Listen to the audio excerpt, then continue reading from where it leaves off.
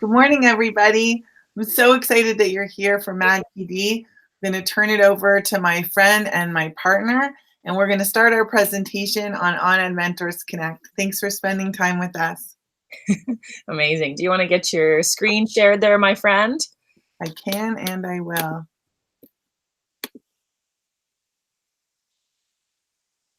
Amazing. All right, looks great. Good morning. It's a very early Sunday morning. Thank you for joining us today. If you're here live with us, and if you're able to join us and watch later, thank you for taking the time to learn a little more about OEMConnect. If you could move to the next slide, please, Noah. So my name is Leigh Cassell, and I'm here with Noah Daniel. I'm been a teacher for over 15 years now. I spent a number of those years working as a system level coach, supporting tech-enabled learning and teaching and digital literacy. And in my spare time, I am founder and president at Digital Human Library, where my love for building community and bringing education into the fold is what I do. And so I'm going to turn things back over to Noah to introduce herself. And then we also have Helen DeWard joining us. So we'll turn things over to her in a moment as well. Noah? Happy Sunday, everybody. I'm Noah Daniel, and I'm behind the scenes right now. But one of the things that's always been forefront in my work, teaching and consulting and building projects that invite people into a learning experience, is the whole idea of what learning is. And I've been privileged to pontificate this idea for quite some time. One of the things that I wondered about was the whole idea of staff development, professional development, and professional learning. And the more I read, the more I understood that there was a really huge divide between those opportunities and what was actually happening for teachers. Sadly, the statistics show that professional learning scenarios don't actually lead to learning more of the time. Now, we had been on OnEdMentors privileged to be part of the panel of this wonderful, longest running live show on Voice Ed Radio, and we mentored new teachers originally, and then pre-service teachers, and eventually realized that we were mentoring each other and we were learning so much from each other.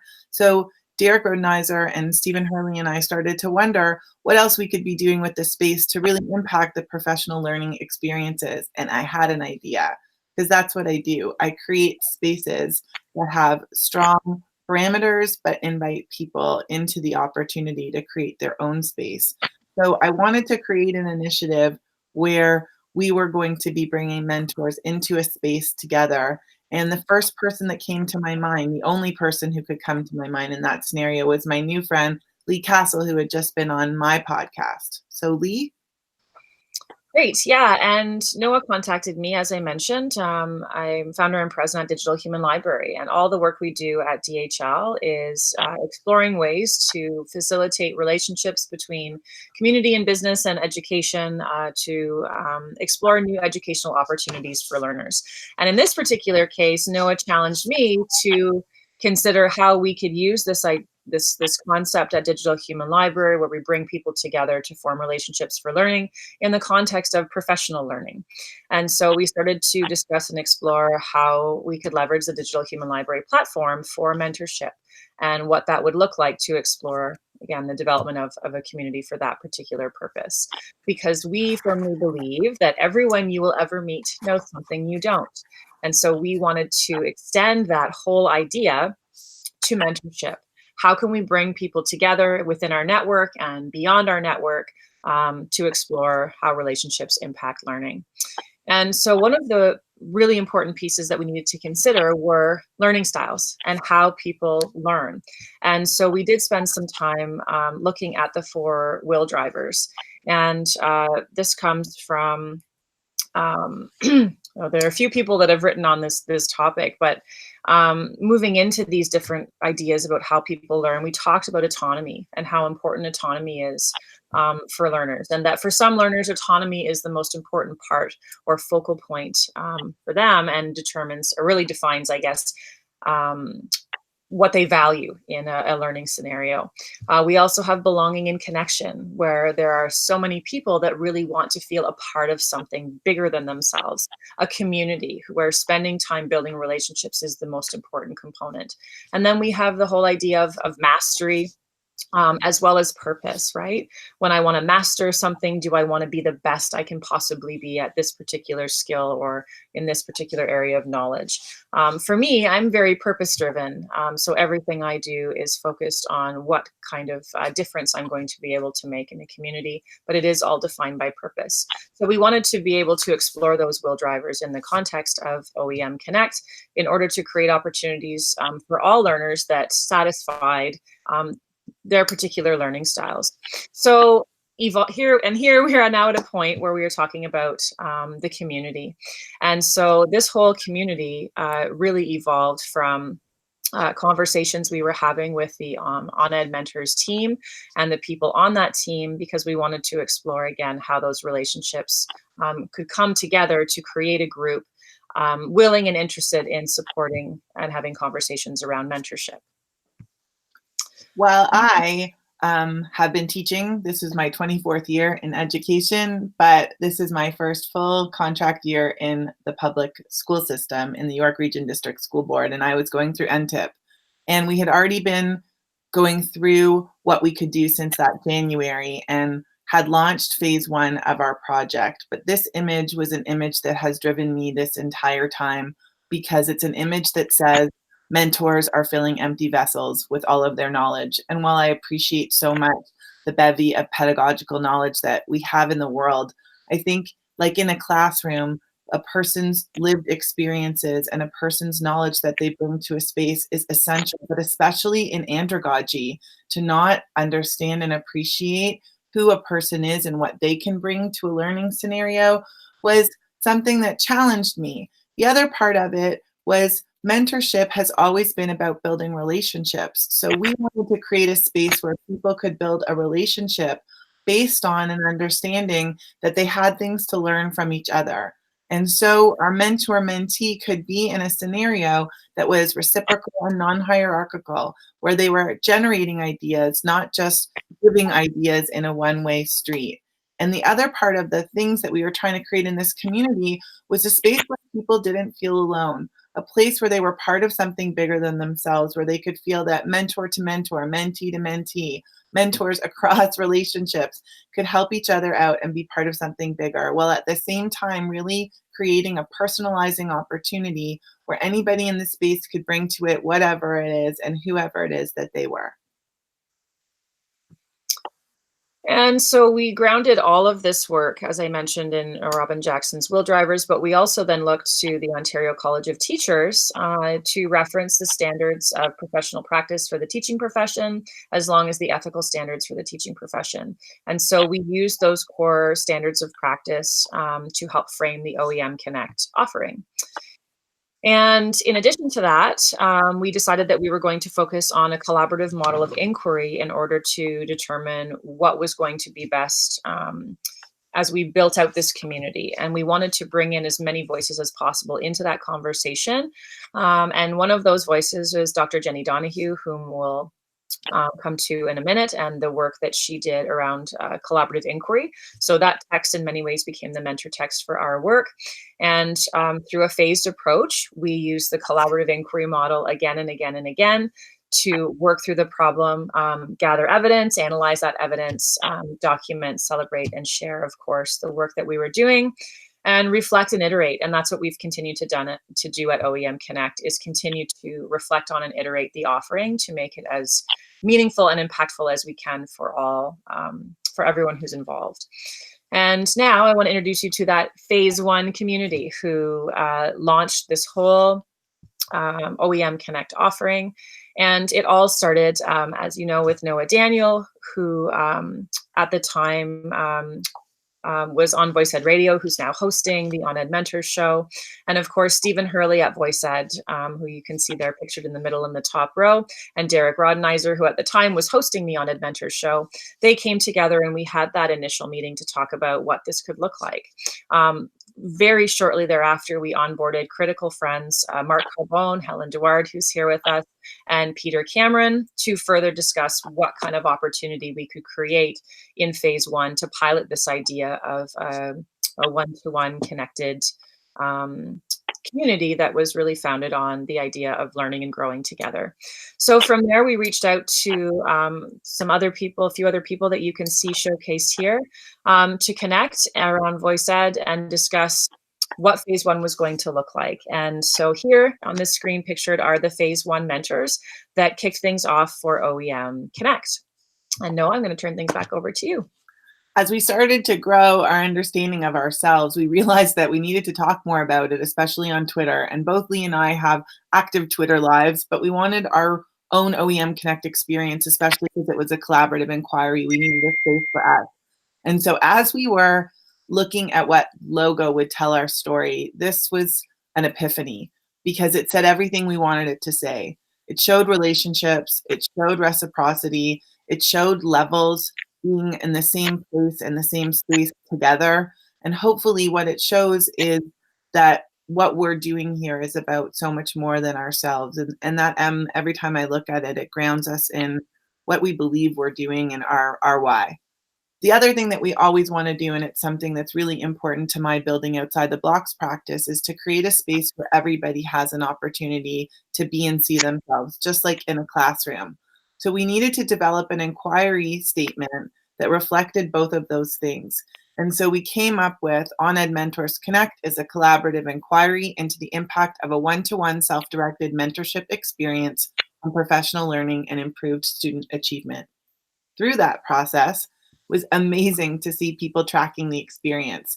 Roland in the end reflected with this fantastic video, but while it was happening, we had our very first mentorposals. It was a word actually coined by Sarah Lalonde, but this was one from Maddie Prinzen asking Carol Salvat if she would be her mentor. We had the privilege of having Jen Giffen sketchnote her experience with Jonathan and Jonathan Cowper, and Sarah not only worked with Erica Drossier, but she also podcasted on both of their podcasts about their mentorship experience and how much they grew from each other. So the documentation in the best ways that people felt like sharing what they were doing really helped us understand what was happening and unpack the reality that everybody really does have something to teach and everybody has something to learn. And there's a beautiful balance that we can create by letting people direct their own learning and making sure that our space was something that everybody could see themselves in. Leigh? All right, and here we are at phase two. So phase one was such an incredible opportunity to explore, a small group of relationships, and also to explore the kinds of needs that evolved out of those relationships, some of the challenges as well that were faced. And the whole purpose of that first phase was to help us gather information, as we've said, to continue growing the offering and making it even better as we expanded our team. So in phase two, we grew our team significantly, and we'll speak to that in a little bit. But part of that learning, as I had mentioned, was exploring what kind of resources needed to be made available to all of the mentors and mentees involved in OEM Connect. So we designed what we've coined as our mentor kit. And this is really a collection of resources that are supporting mentors and mentees through all parts of the OEM Connect experience, with a real focus on communication. I think a lot of the challenges that we explored that arise out of this offering were really all stemming from communication and how we can make communication work, especially when everyone is so busy and when we have all kinds of technology used to facilitate some of that communication. And also really looking at, what creates that successful relationship. And so we continued to explore that idea.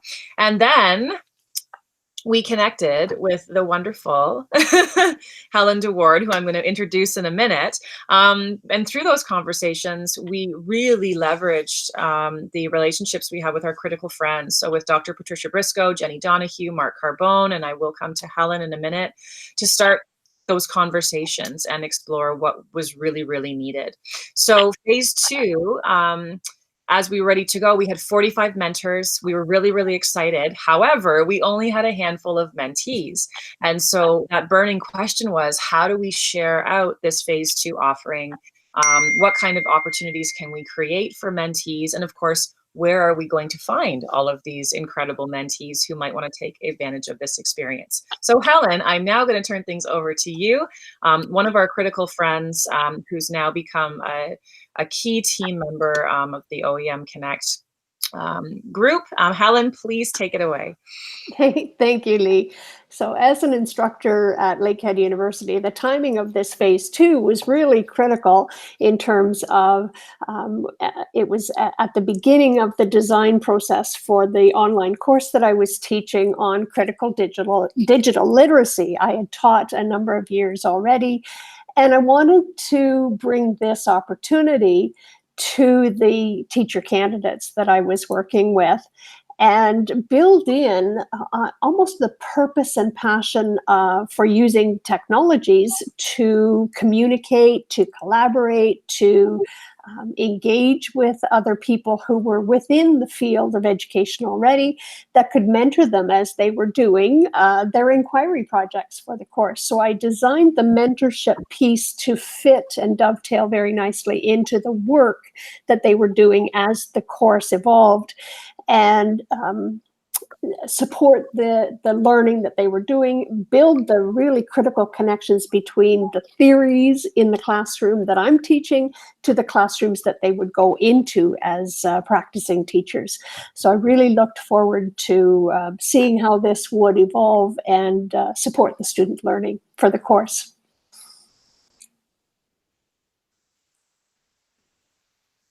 And Leigh's going to tell us. Go ahead, Leigh. Yeah, perfect. Yes, thank you. So we decided that we wanted to design a space on the Digital Human Library website where we could direct mentees and mentors to find all the information they needed about our offering.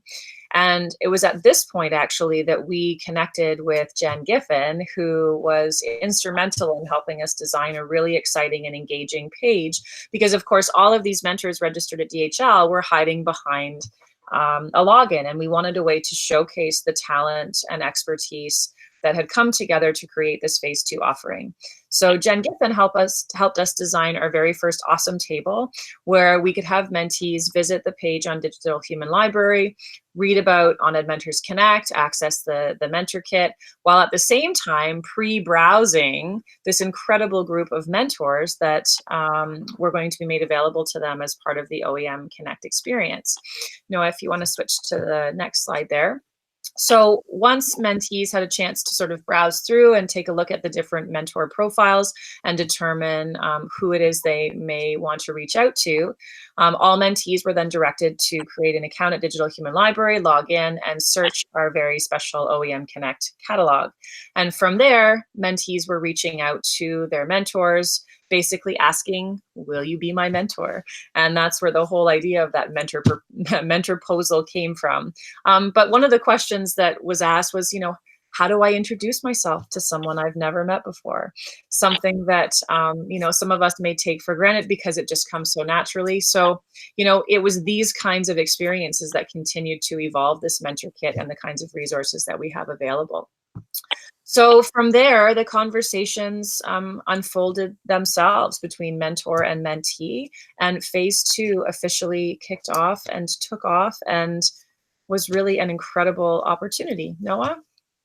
So for the last 4 months, our mentors and mentees listened to each other, learned from each other, connected on their own terms. Well, some of them on Helen's terms, but we learned a lot. And one of the things that we have taken away, thank goodness, were surveys that give us a lot of information and asked hopefully the right questions. We used a lot of Jenny Donahue's work on efficacy to make sure, because what we realized through the process is we weren't really measuring student learning. It was something we didn't have access to. We were measuring how people were feeling about their learning and what they thought they could do with that new information. And regardless of the success of the relationship, because they weren't all sunshine and roses, although I wish they were, we learned that people ultimately have to self-direct their learning. But we learned a lot of other things too, and it's best to be able to share the voices of those people. But not everybody knows that their words are being used, so we didn't attribute them. But I wanted you guys to see, both Leigh and I wanted you to see some of the incredible experiences that people had through OEMConnect Phase 2. So here are the mentor responses. All right. So I want to start, and each of these responses really highlights a key takeaway or piece of learning from this phase 2 experience. And we're using that information to continue to iterate the phase 3 offering that we'll speak to in a bit. So the first mentor response that we want to highlight is the value of connecting outside of your geographic area. There are so many innovative things happening, not just in the province of Ontario, but across Canada and across the border, which is really, really exciting. And so we wanted to highlight this to show that mentorships are not confined to your school or to your school community or even to your school board, that the importance of reaching outside of that space to find your people is really, really important. The next response that I want to highlight, and the graphic that we chose to showcase here, highlights the importance of connecting with peers who have more or less experience, with people working in different settings, that there's so much we can learn from each other. And one of the phrases in the quote that we wanted to highlight here, in addition to the importance of connecting, was having open lines of communication. And as I mentioned earlier, when we really explored a lot of the challenges that mentors and mentees had, it all came down to communication and making sure that those lines of communication are open, which seems to be a very general statement, but focusing on, the technology that we're using, understanding how that technology works, trying to coordinate a time, being clear if there are certain deadlines or expectations. There are so many components that go into communicating effectively to ensure that both people in the relationship feel that their time is being valued and honored, and that they're getting what they need out of their relationship. The next bit of feedback was really just a celebration. I just finished a talk on experiential learning, and really highlighted the value of taking time to celebrate the kinds of experiences that we have with each other. We often get so caught up and we're so busy that we neglect to take that time to celebrate. And this quote, I think, really exemplifies that. My mentee was an awesome learner, kind, and a deep thinker, and so dedicated. And he inspired me. And this brings us back to that idea that mentorship in the context of OEMConnect is meant to be reciprocal, that although you may come in as mentee, you likely have just as much to offer your mentor as was offered you in that experience. And I love this graphic here. Noah pulled this graphic in, that you're not alone. I'm just going to share this quote here. OEMConnect allowed me to support new teachers and empower them in personalized and self-directed ways. In the process, I was able to learn new techniques and best practices in pedagogy from my mentee. This allowed me to grow and move forward in my learning continuum in order to reach and better teach my students. So it was, again, so interesting to see how much mentors were learning from mentees. And it's these kinds of relationships that empowered mentees and helped them find that confidence as well to move forward in their own learning, but also consider, hey, maybe being a mentor is something that's suited for me, and maybe I can pay it forward and give back in that context as well.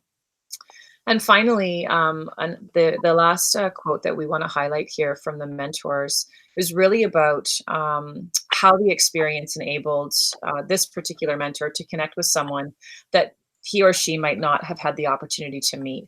And I think this comes back around to the idea that I shared at the very beginning, that quote that regardless of where you are, there are so many opportunities in these types of communities to find people that you may or may not have connected with previously. And whether it's because of geographic boundaries or difference in teaching assignment, or, I'm in elementary, he's in secondary, there's so many opportunities that we can create to learn from other people that we might not have considered before. Now I'm going to turn things over to Noah, who's going to talk about some of the responses we had from our mentees. One of the things I loved so much is that we had mentees that were self-directed from Ottawa U, and we had mentees that were Helen-directed at Lakehead. And it really allowed us to see some of the differences. Many people enjoyed so much the parameters that Helen gave and the assignment deadlines because they needed that as learners. And many people really preferred the self-directed part because when they were doing it for Helen, they didn't feel as invested. And these are all things that Helen and Leigh and I have reflected on, but there have been so many incredible responses, we had to share a few. Teaching is more than what shows on the surface. Teachers have a great deal of responsibility to continue their own learning while ensuring their students do the same. Professional learning is something that can't be given to you. It just because there's an opportunity creating and it's called a PD day, or you're going to a professional learning opportunity, doesn't actually translate to learning. People have to drive their own learning, and we have to teach students to do that too. It's the ownership piece. That the reality that we live in an interesting climate was something that was not lost on this reflection from this mentee. She wrote, I think we're already aligned in terms of teaching philosophies, but my mentor showed me that we can achieve what we dream for students despite the many roadblocks. He really encouraged lifting each other up and collaboration, not just between educators or educators and parents, but with the students. He also reminded me that tech can be useful and exciting, but that hands-on making and creating is equally important. So there's changes, but we need to engage in what we're doing, and we need to create experiences that get us messy and deep in the beautiful reality of what is. The political and social climate in Ontario is interesting. And one of the things that's so helpful about reaching beyond your board or your school is that you can get perspective on that, not just from people outside of your province or outside of your country, but really remind you that most teachers go into this profession because they deeply believe in learning and they deeply want to impact students' lives. And this altruistic desire doesn't get lost in whatever context we're in. And even though it can be difficult, experiences like this can lift people up. This next slide, the quote was simple and complicated. I discovered that others see me as a professional and value my experiences and opinions.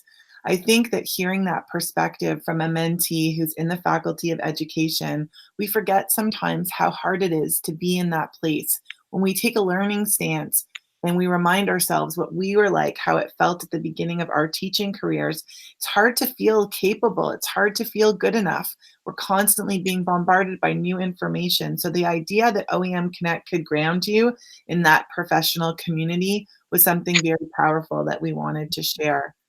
I loved that this person believes we're going in the right direction, because we have tons to learn from everybody that has a say in this, and we want to grow this community.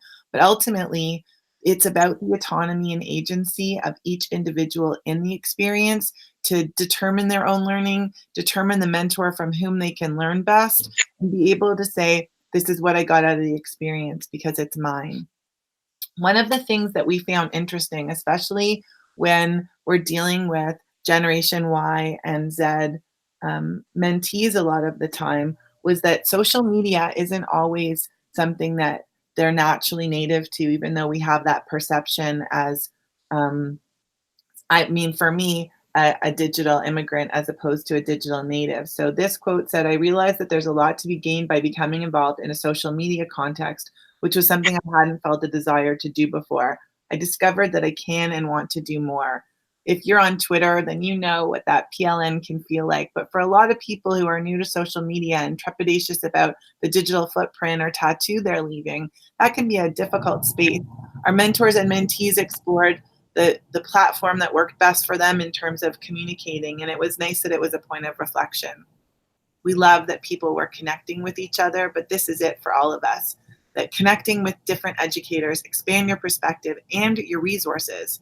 And of course, it gets you excited and thinking about growth. And that's what we do. We live a profession where we get that learning is a constant and that change is always coming. I benefited greatly from regular one-to-one reflection with a peer mentor. We know that all teachers could benefit from that. And one of the things I learned from Helen is that if you had to have a toolkit graduating from the Faculty of Education, having a mentor accessible to you is something that has a lot of value. So we just want to close the reflection piece with this last one. OEMConnect has been an inspirational journey. My mentor was amazing and gave me the energy, excitement, resources, and support to reach my potential as an educator. His mentorship will improve the quality of learning and life for all my future students. I will continue with the program and be encouraging literally every educator I know to do the same. You've created a beautiful community of growth, and that was something that we felt fantastic about.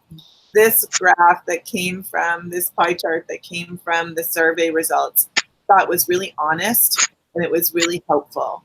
because nobody said no to OEM Connect going forward. And not everybody had a fantastic experience. Not every mentor and not every mentee. And as much as I want to apologize for that, I also think it was great learning opportunities. So as we go forward, we believe that with this community needs, the ethos of what we're creating is a place where you give and you get and you learn and you teach. So we've evolved that original statement of inquiry to say that OnEdMentors Connect is a community that supports one-to-one self-directed mentorship experiences as professional learning to strengthen teacher efficacy and impact student achievement. And here we are, just around the corner from launching phase 3. Registration for mentors begins May 31st, and we have so many exciting conversations to still have with the mentors that were a part of phase 2, and we hope and expect to see, almost all of them continuing on into phase 3. But of course, we want to greatly expand this community and create this opportunity for more mentors. I remember the very first meeting that we had when we brought all of the mentors together for phase 2. The buzz in the room and the excitement. And when Noah and I asked, why are you here? What brought you here? We were so pleasantly surprised that every single mentor came because they knew what an incredible opportunity for learning this was going to be for them. Right? To be able to pay it forward, yes, was great. Yes, it's great that I get to share what I know, but I'm going to learn so much from the mentees that I work with. And to have that mindset, which Noah and I are starting to evolve into this idea of that mentorship mindset, is so valuable and so important. So we are really excited to see which mentors will be joining us, what new mentors will be joining us for phase 3. So watch for that information coming. Registration opens May 31st.